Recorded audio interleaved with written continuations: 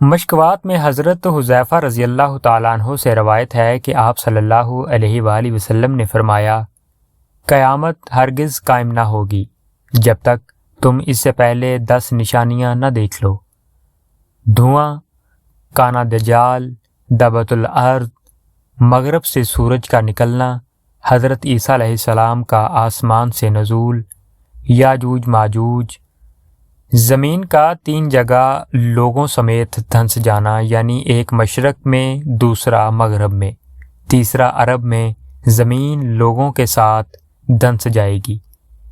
ان سب کے آخر میں یمن سے آگ نکلے گی جو لوگوں کو ان کے محشر کی طرف گھیر کر پہنچا دے گی۔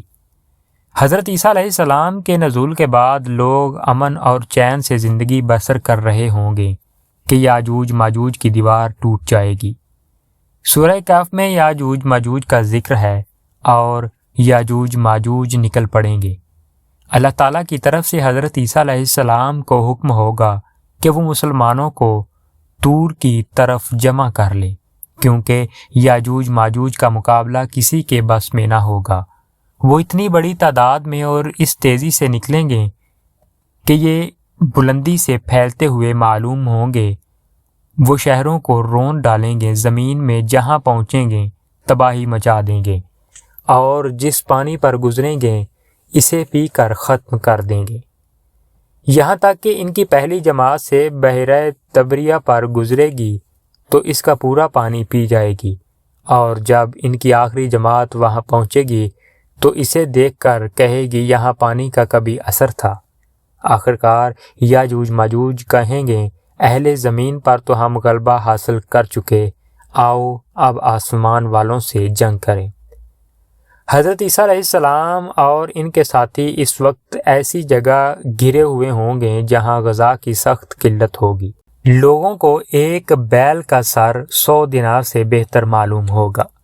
پھر لوگوں کی درخواست پر حضرت عیسیٰ علیہ السلام یاجوج ماجوج کے لیے بد دعا فرمائیں گے، پس اللہ تعالیٰ ان کی گردنوں اور کانوں میں ایک کیڑا پیدا کر دے گا جو بعد میں پھوڑا بن جائے گا۔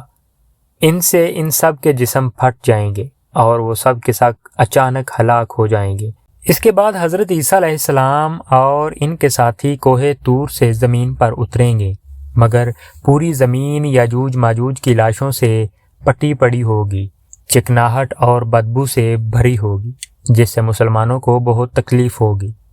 حضرت عیسیٰ علیہ السلام اور ان کے ساتھی اللہ تعالیٰ سے دعا کریں گے، پس اللہ تعالیٰ لمبی گردنوں والے بڑے بڑے پرندے بھیجے گا جو ان لاشوں کو اٹھا اٹھا کر سمندر میں اور جہاں اللہ چاہے گا پھینک دیں گے۔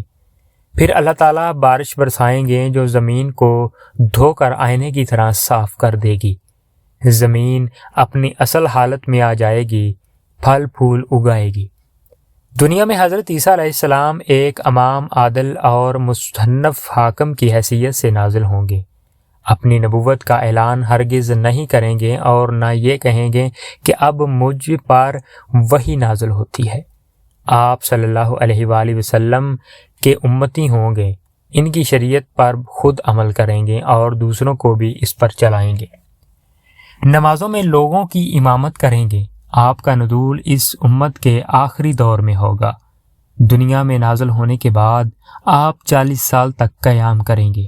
اسلام کے ابتدائی دور کے بعد یہ بہترین دور ہوگا۔ آپ کے ساتھیوں کو اللہ تعالیٰ جہنم کی آگ سے محفوظ رکھے گا، اور جو لوگ اپنے بچاؤ کے لیے حضرت عیسیٰ علیہ السلام کے ساتھ ہوں گے اللہ کے نزدیک سب سے زیادہ محبوب ہوں گے۔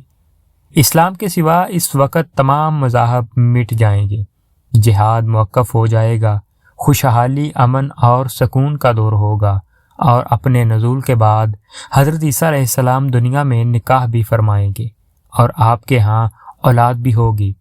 نکاح کے 19 سال بعد آپ کا انتقال ہوگا۔ مسلمان آپ کی نماز جنازہ پڑھ کر آپ کو روضہ رسول صلی اللہ علیہ وآلہ وسلم میں دفن کر دیں گے۔